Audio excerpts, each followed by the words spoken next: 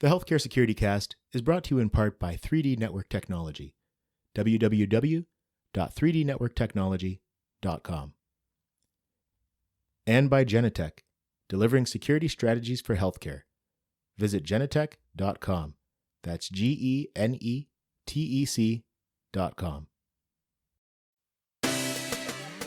Welcome to the Healthcare Security Cast, the podcast dedicated to healthcare security, safety, and emergency management. If you are involved with a healthcare security program or desire to be, this podcast is for you. Join the conversation as we discuss the issues that matter to healthcare security professionals while leveraging the expertise of healthcare security thought leaders and experts in personal development. And now, here's your host, Brian Hamilton.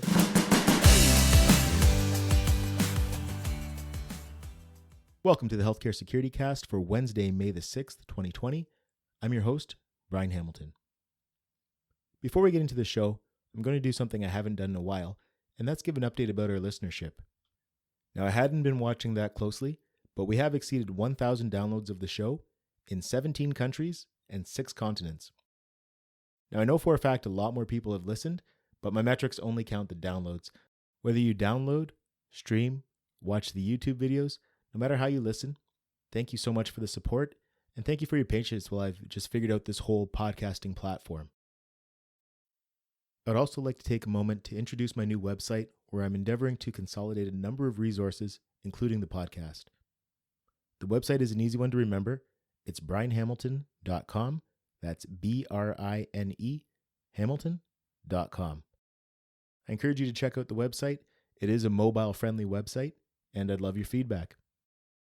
Also, just a reminder to connect with the Healthcare Security Cast on social media. The Healthcare Security Cast community is on LinkedIn and Facebook. Feel free to connect with me directly as well on LinkedIn, Facebook, Instagram, Twitter, and TikTok. I'm the only Brian Hamilton on all of these platforms. And now, for today's show, we're joined by Lisa Terry, and we'll be discussing diversity and inclusion. Now, let's get into the show. Today, we're joined by Lisa Terry. Lisa's one of the people who I've really looked up to in this industry over the years, so I'm very happy to have her on. So thanks for joining us, Lisa. Thank you so much, Brian. And I always like to start off by talking a little bit about our guest. So we'll start off by asking, who is Lisa Terry? All right. Well, I'm originally from Western North Carolina in the heart of the Appalachian Mountains. I grew up there as the youngest of 6 quite opinionated children. There are 4 girls and 2 boys in my family. My husband and I recently moved back to this area to build what's hopefully our retirement home atop a mountain on some of my family property. I've been blessed with one pretty amazing son and a dynamite daughter-in-law. They're both practicing attorneys who also reside in North Carolina a few hours from us, and I'm fortunate to currently serve as the Vice President of Healthcare for Allied Universal Security Services. Excellent. And as far as your career path, where did you get your start in this industry, and what led to you being where you are today? Well, it was a few days ago, but I actually began my relationship with the hospital as a high school senior in 1977. Secured a part-time position in an emergency department as an admitting clerk in our community hospital. I continued in that position through graduation in high school and then throughout all of my college undergraduate experience. And it was actually here that I was privileged to observe firsthand the sometimes inebriated, behavioral health, or traumatically injured aggressive patient come into the emergency department. Back then, without fail though, the experienced charge nurse or the chaplain were the ones successful in bringing any aggressive or seemingly out of control situation to a very calm and appropriate level. And quite frankly, I never really imagined a need for a security presence in any emergency department. I graduated from Western Carolina University in May of 1982, and I had a degree in political science and criminal justice. As soon as I graduated, I applied and was accepted into the police academy with the City of Raleigh Police Department, and it was actually considered a large metropolitan agency. Over the next few years, I was promoted to police sergeant and then served as a police lieutenant at the North Carolina State University Department of Public Safety. In 1987, WakeMed Health and Hospitals, which was a large health system with a level 1 trauma center in Raleigh, advertised for a security director. And it was my perception at the time, based on my previous hospital experience, that there was no real violence that occurred in hospitals. And of course, after all, I had 5 years' experience as a police officer, and 4 of which had been in leadership. I must be highly qualified for a position like this. So I applied, and for some unknown reason, I was selected for the job. And I was 27 years old at that time. And over the next few months, I observed many adverse events. I recognized that the hospital environment was like no other. It did not take me long to realize that this was only the tip of the iceberg regarding violence in healthcare, and especially within a large metropolitan trauma emergency department. The weight of assuming the responsibility as this organization's security director drove me to delve into the hospital security and managing clinically violent behavior. And I knew that it was critical that I learn how to appropriately respond, reduce, and eliminate to the point possible all this violence. And because of the initial crime rate in the surrounding area and our dependence on the local police department for supplemental staffing, I actually set out to obtain approval from the North Carolina Attorney General for developing the first North Carolina Hospital Police Department. And we obtained approval for our own hospital police department in 1988. And those healthcare centric trained police officers supplemented our security department, our security officers throughout the system. Initially, or they were there in an effort to better understand the overall environment. And I also began working toward a dual master's degree at that time so that I could better understand the environment. I worked toward my master's of healthcare and also an MBA. And I was fortunate to be able to spend more than 20 years with this wonderful department and health system, as well as a few years at Rex Healthcare.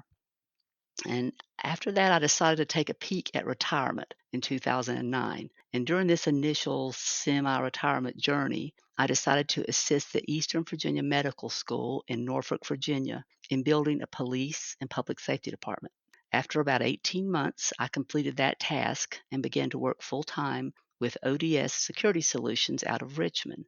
I served as the president of the healthcare division. And basically, I was hired to build a healthcare vertical. And over the next few years, we moved 90% of our focus to healthcare. In 2014, I was approached about an opportunity back in North Carolina at UNC Healthcare. One of my revered colleagues, Tom Smith, was retiring, and his position was to be available. I met with my current employer, and he encouraged me to apply since firsthand experience at a healthcare organization is always an asset to a consultant. I was actually selected to fill the position, and I spent the next 2 years as the director of hospital police and security, transportation, and medical communications at UNC Healthcare. It was an amazing experience during which I gained a tremendous amount of knowledge from an extraordinary group of individuals. I was able to observe this team achieve the IHSS Foundation Lindbergh Bell Award. They were and still remained an amazingly dedicated team of professionals. In 2016, I went back to ODS full time. In early 2017, U.S. Security Associates, which is a much larger security services company, purchased ODS. I then was fortunate to become an employee of U.S. Security Associates. The next year, Allied Universal, which is the largest contract security company in North America, purchased U.S. Security Associates. Again, I was even more fortunate to become an employee of Allied Universal due to their expertise in healthcare, as well as their dedication to diversity and inclusion in the workplace. So I'm here today. Excellent. Now, in order to make all of those transitions, I'm sure you had to lean on the expertise of some colleagues. Who were some of your mentors that you learned from along the way, and what did you learn from them? Well, I leaned on a lot of colleagues, but I guess the individuals that I would say that were most influential to me first was my mother. She was probably my greatest influence. My mother was the strongest person that I've ever known. She worked outside the home, and yet she was an outstanding mom, a civic leader, a political advocate, and a partner to my father for more than 60 years. She did not flinch when I told her that I wanted a football, a baseball, and a ball glove one Christmas, and she made sure that my father supported her in purchasing those gifts for me. She pushed me to be the best I could be in academics, and at the same time, she taught me servant leadership by requiring that I volunteer with Habitat for Humanity. She wholeheartedly supported me when I decided to take the leap and apply to a police department after college. And although she was not a runner, she would continuously motivate me in my marathon training efforts. Long before LGBTQ became a household acronym, my mother taught me that all humans are different and they may look and love differently. She taught me that an educated woman, that it was my responsibility to pay that forward, speak up for all persons who were underrepresented.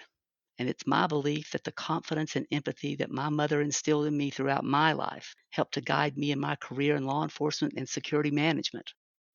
Now, my second influence may sound a little bit corny, but as a child, I was influenced by two television series. Actually, that's how I chose my career path. I made the decision at an early age that I wanted to be the Lone Ranger and Superman. The Lone Ranger dedicated himself to obtaining justice, and he mostly rode alone. The second career choice was Superman. Obviously, he was faster than a speeding bullet, stronger than a locomotive, and could bend steel with his bare hands. I just knew that I was destined for greatness, cape and all. And the deal is, I didn't mind that both of these individuals were men and, in fact, fictional. The thing is, little did I know how close my actual career would mirror those heroes I admired. As for the first hero, I found out that once you become a supervisor, a leader, a director, you actually become the Lone Ranger. To be fair and to be respected, you can no longer associate with your band of brothers or band of sisters. You most often ride alone. And as for Superman, it was not until I began to work at the trauma center that I calculated that over 90% of the time, Superman was actually the mild mannered professional reporter Clark Kent.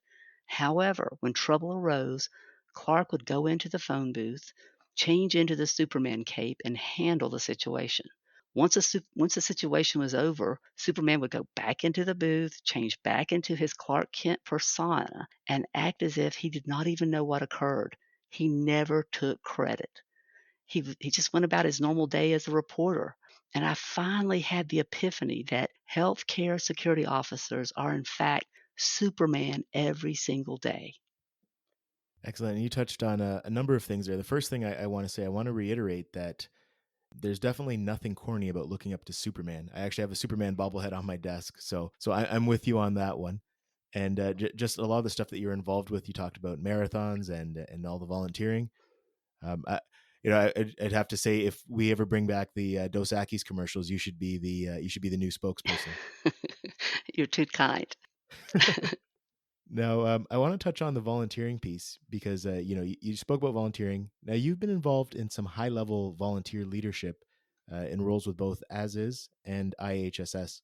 Would you like to share some of those experiences with those associations with us? Absolutely.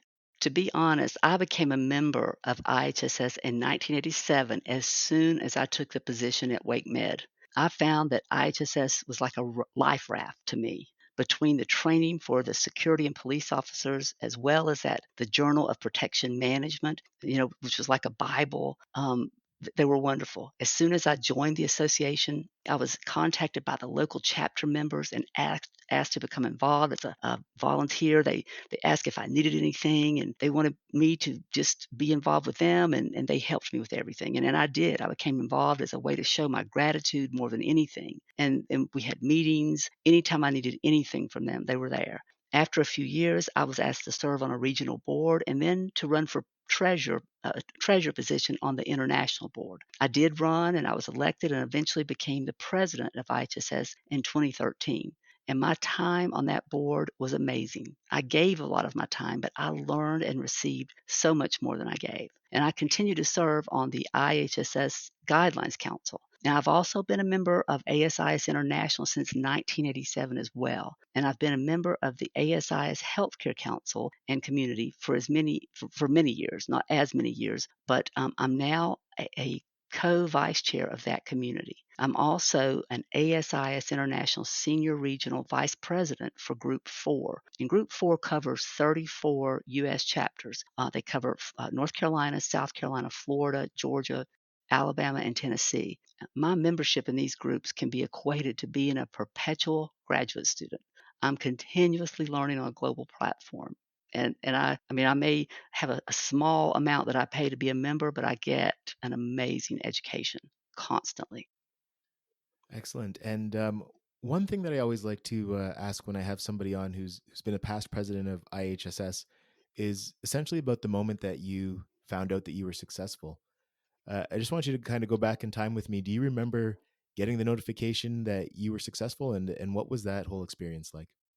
Wow. Well, I was surprised and I was excited, and then I was, to be honest with you, scared to death.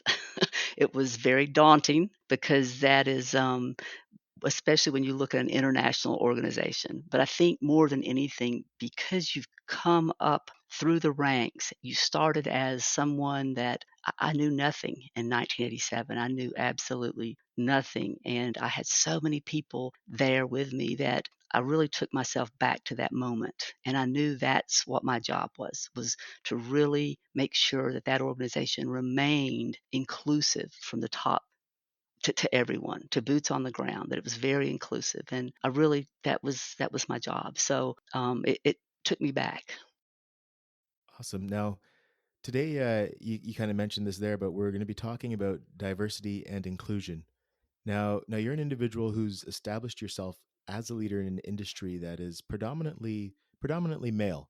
Can you share your journey with us? Yes, I'm proud to say that I am, in fact, a product of affirmative action. And because of affirmative action, the minimum height standard for all police departments in North Carolina moved down to 5 feet 6 inches. The other physical agility tests remained the same, the mile and a half run under 12 minutes, and the minimum number of sit ups in a minute, and minimum number of push ups. However, because they did move the height, I was on my way to being able to apply for jobs that I'd never been able to apply for. And then, of course, in addition to the altruistic privilege of serving and protecting, I wanted to be a police officer because, quite honestly, you could make the same pay as my male counterparts, which was a big deal when women typically earned 52 cents an hour compared to men who earned $1 an hour for those same jobs. And then in 1982, a female police officer had to perform the job in the same manner as the male police officers. A large part of that performance was to provide a physical presence. For this particular job, the only real preparation that my college degree provided me was in report writing.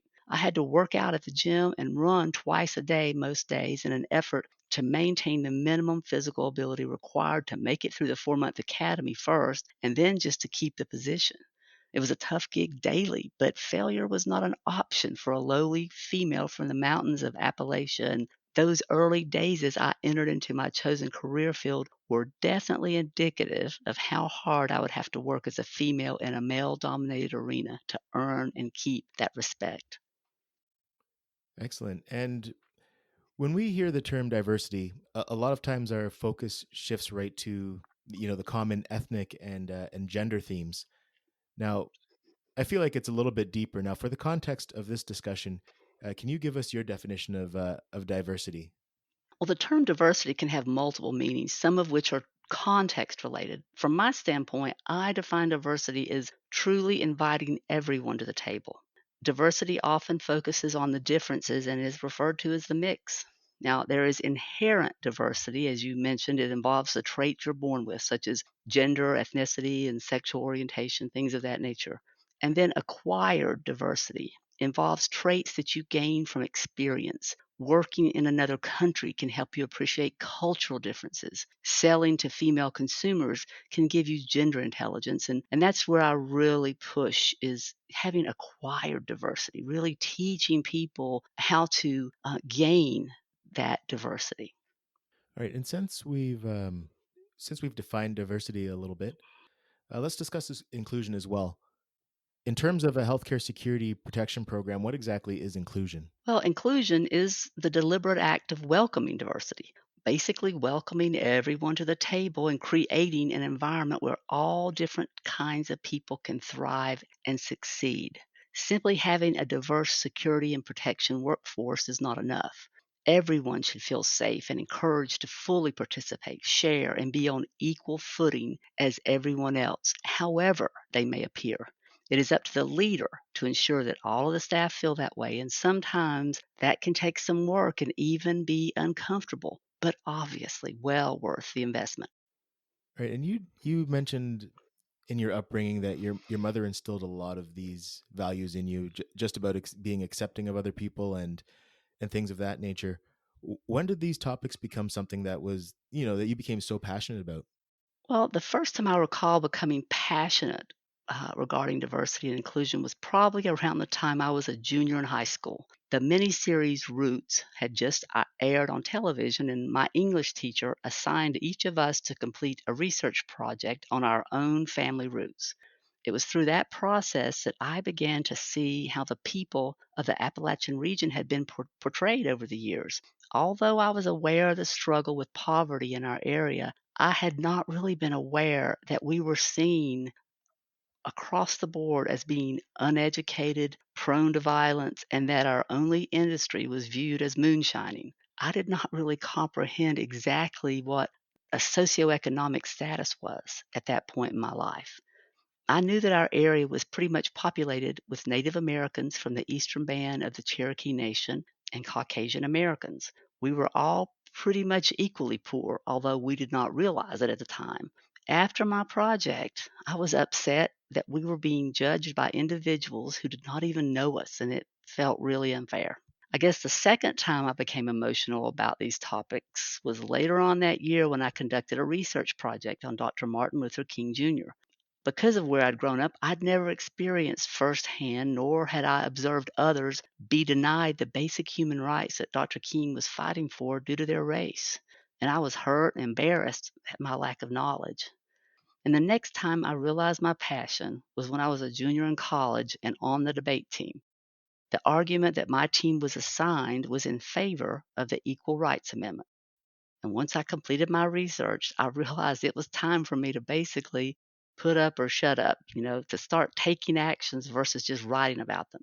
So I decided to conduct some volunteer research work for the North Carolina State Women's Correctional Institute, as well as apply for a job that had recently become available due to affirmative action. And basically, that's what led me to the police department.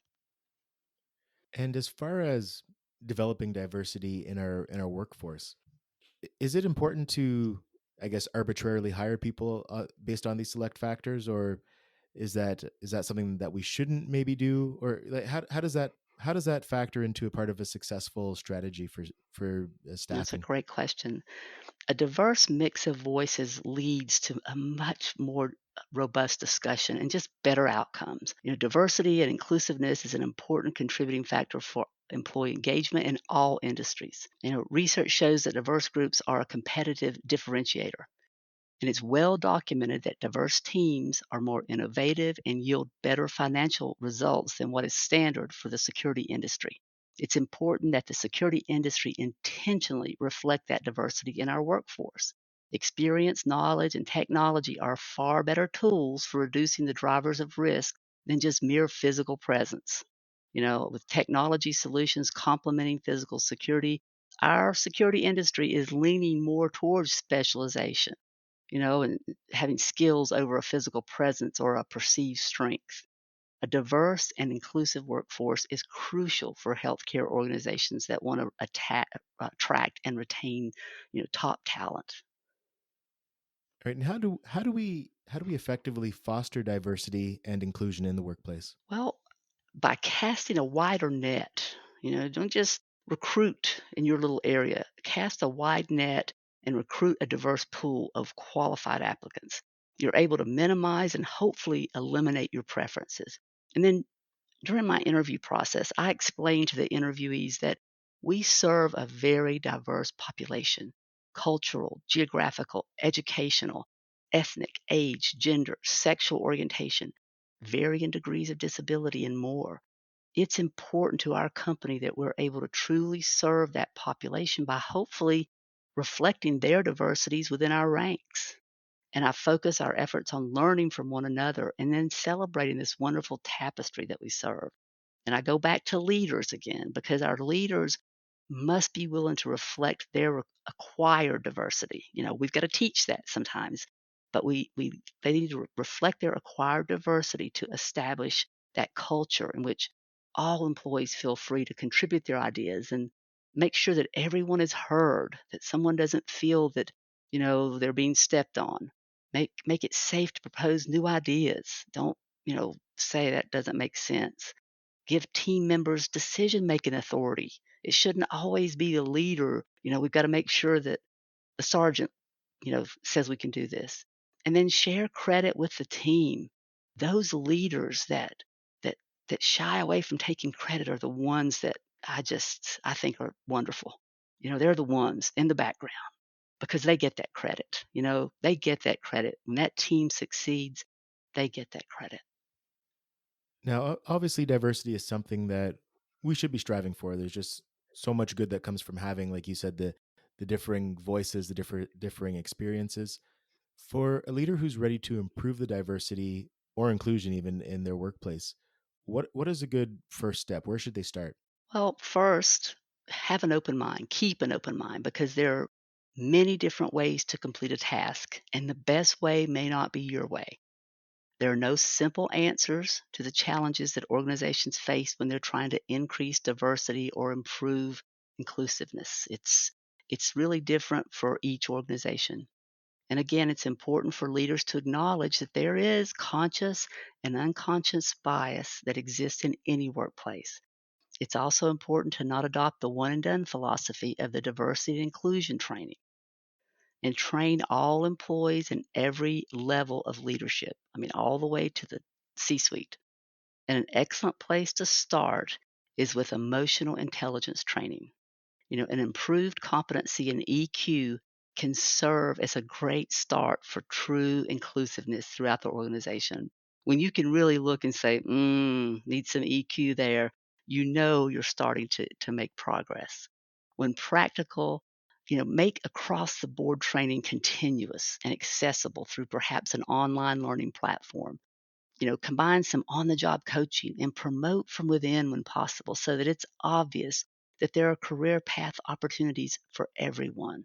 If I've started out as a entry level security officer, I want to know that, as a female from this area or, someone of a different race or different culture, I would love to know that there's someone that looks like me that's a VP or that's a director or someone that has absolutely succeeded somewhere and they started in my shoes.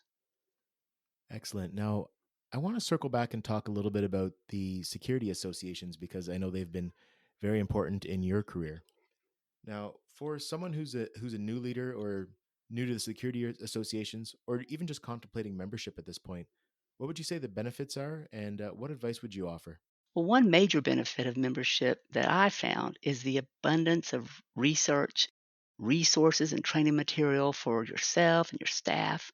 Another benefit is the membership directory. As a member, you have the ability to reach out to a colleague or a group for information. Additional benefits include the local chapter meetings, and especially now because they're virtual and in person. And of course, the regional and annual networking exhibitions and conferences, the return of on investment is so great that I definitely recommend joining at least one of these organizations if at all possible, even if your employer is not able to pay for it. It's worth it to do it on your own. All right, and is there anything that you'd like to mention that I haven't asked you about to this point? Well, basically, my definition of success is being able to make a contribution to the world in hopes of leaving it a better place for those who may come after us. So, my recommendation to everyone is to focus your efforts on learning from one another, sharing with one another, and celebrating this honorable profession that's security in our very diverse and ever changing healthcare landscape. I mean, it has changed a year ago. It's certainly not what it is today. All right, and in closing, for anybody who wants to reach out to you, what are the best ways to connect with you? Well, I'm on LinkedIn and Twitter as Lisa Terry, and my email is lisa.terry@aus.com. Awesome. And I just want to thank you again for joining us today. Again, you're one of the people who I've really looked up to in this industry. Even before I was able to meet you in person, I benefited a great deal just from all the work that you've done with the association in developing training resources and just the publications, everything you do. You just been such a contributor to this industry, and I just want to thank you for that as well. Brian, thank you so much for the opportunity to be a part of this program. And I also want to thank you for taking the time to make the effort because you're just such a catalyst in moving our profession forward with platforms such as these podcasts. Thank you. And this concludes another episode of the Healthcare Security Cast. Thank you for joining us today. Join us again next week when my guest is Tony York.